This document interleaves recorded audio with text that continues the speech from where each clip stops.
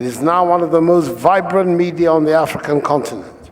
And I personally am very proud to have been part of the struggle that has brought that about. And for that reason, I'm extremely reluctant to go back to the language of censorship or regulation that might end up as censorship.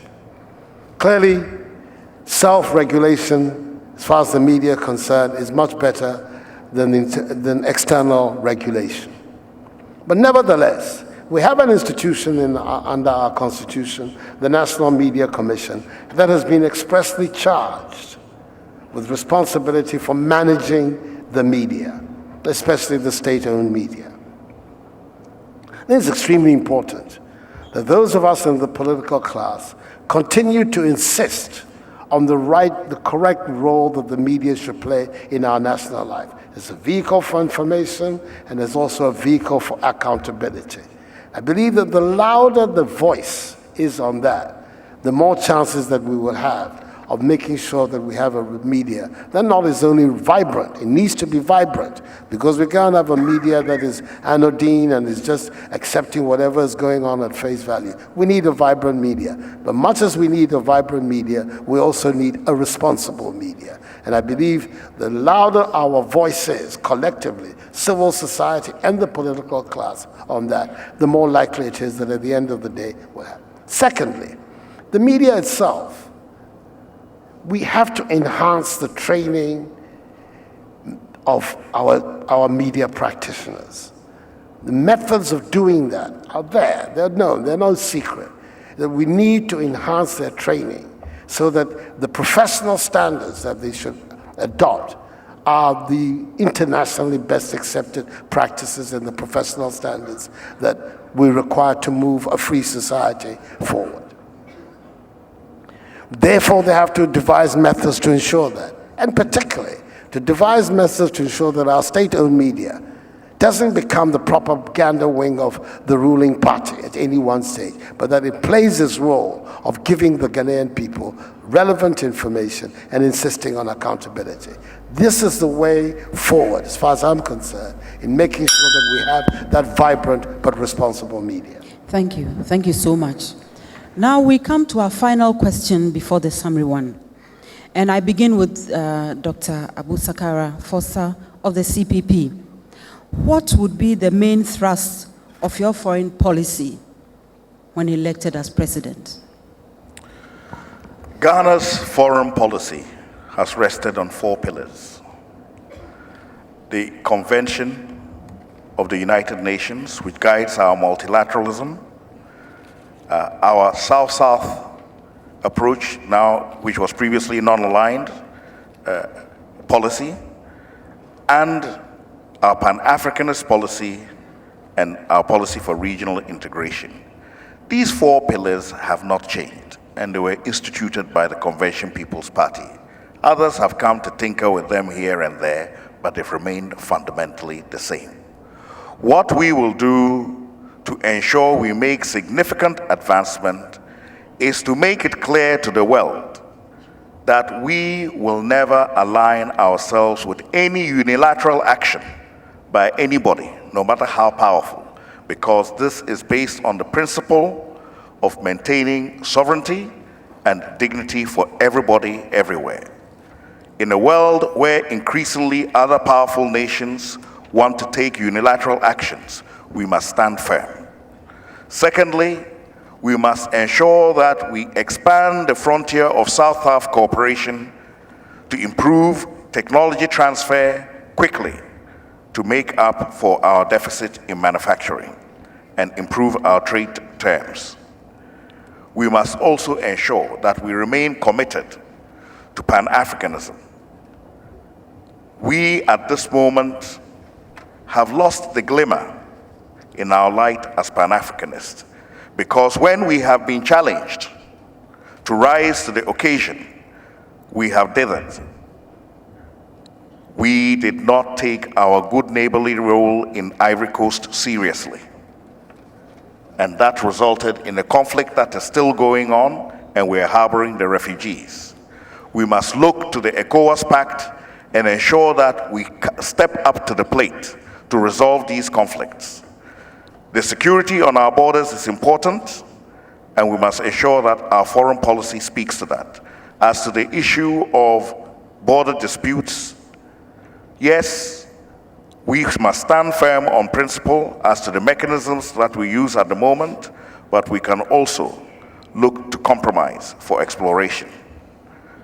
Finally, on the issue of security threats with the Boko Haram and other extremist groups, we must work with our neighbors before those threats reach us. Ghana has a right to offer mediation in the Boko Haram issue within the ECOWAS framework to make sure that those faces behind the scenes are brought out into the open where it can be dealt with. These and other measures that we will take. Thank you very much. Now we move on to Mr. Hassan Ayariga of the PNC. Thank you. Ghana's foreign policy since independence has been characterized by a commitment to the principles and ideals of non-alignment and Pan-Africanism. As the first initiated by Kwame Nkrumah in the early 1960s, for Nkrumah, non-alignment meant complete independence from the policies and alliances of both East and West, and support for a worldwide union of so-called non-alignment nations as a counter to both East and West power blocs.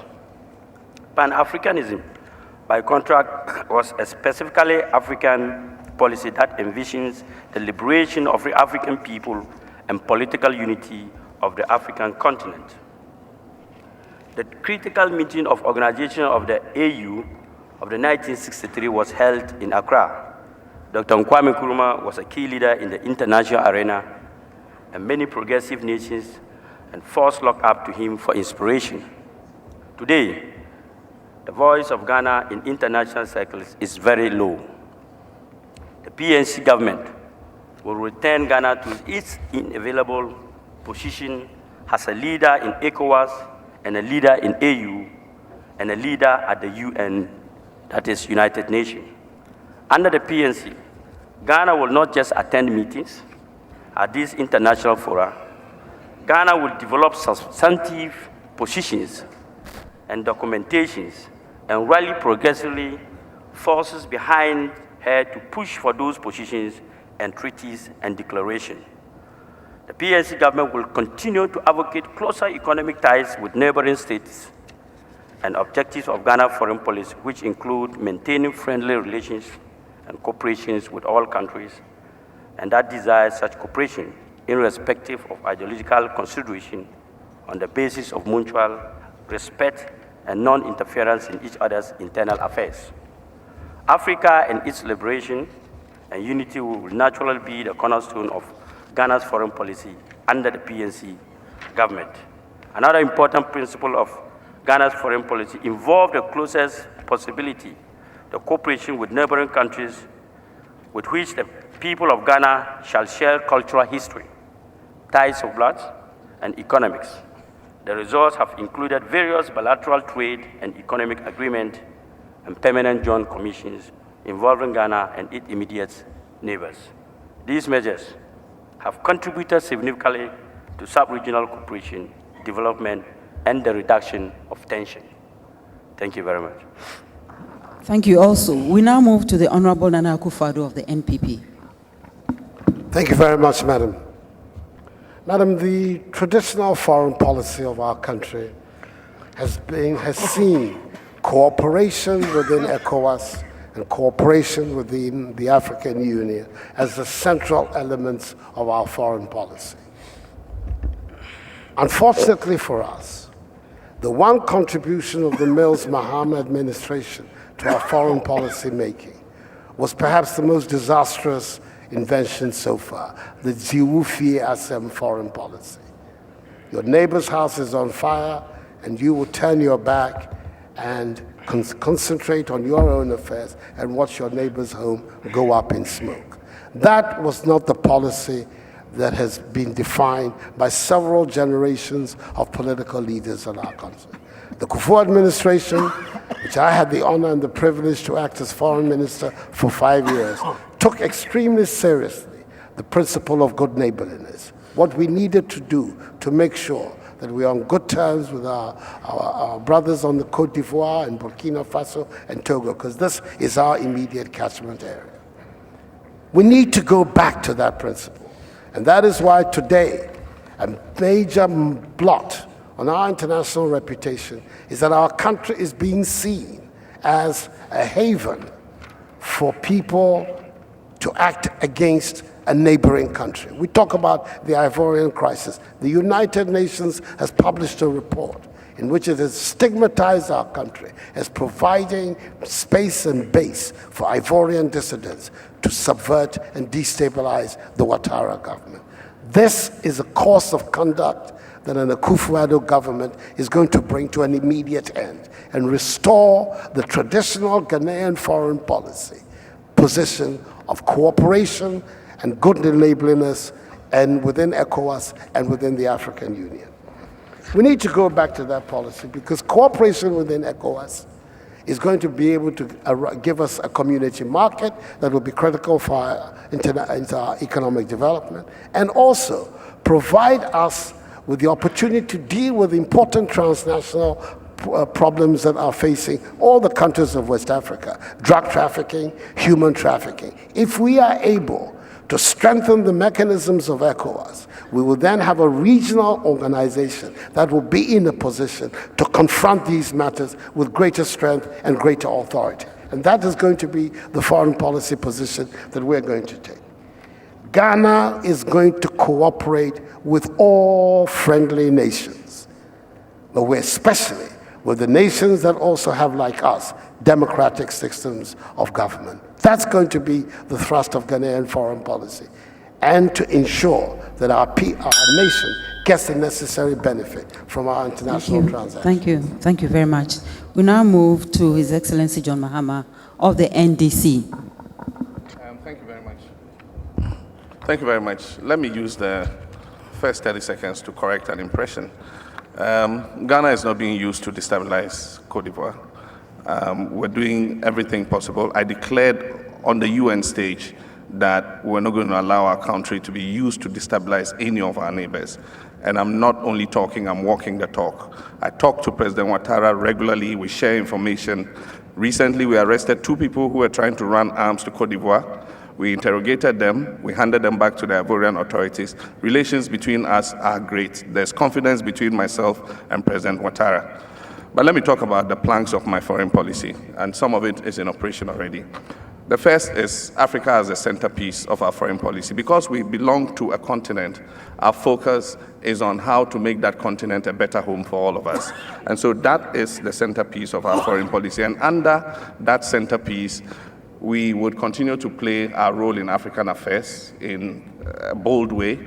We're going to continue the dreams of our Pan-Africanist fathers. We have completed the liberation of our countries in Africa, and so we're moving to the next step, that is working together to create conditions under which our continent will be a better place for all our people.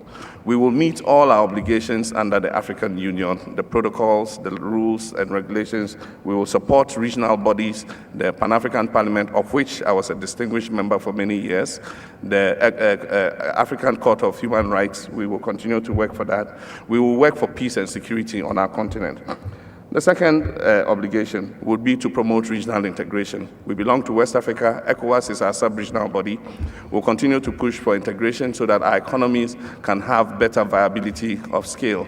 And in this regard, we will work with all our neighbors to open our borders so that more goods and services can move across, to harmonize our tariffs so that we can create a free zone, and eventually, by the grace of God, introduce a common currency across the West African sub-region. Third, we will use our missions abroad for economic diplomacy to attract investment into our country and to project the image of Ghana as a country that is peaceful, that is a safe haven for investment. We're doing that already, and under my presidency, I'm going to deepen that and make sure it happens. We'll promote Ghana's image and make Ghana an attractive destination for tourism and investment.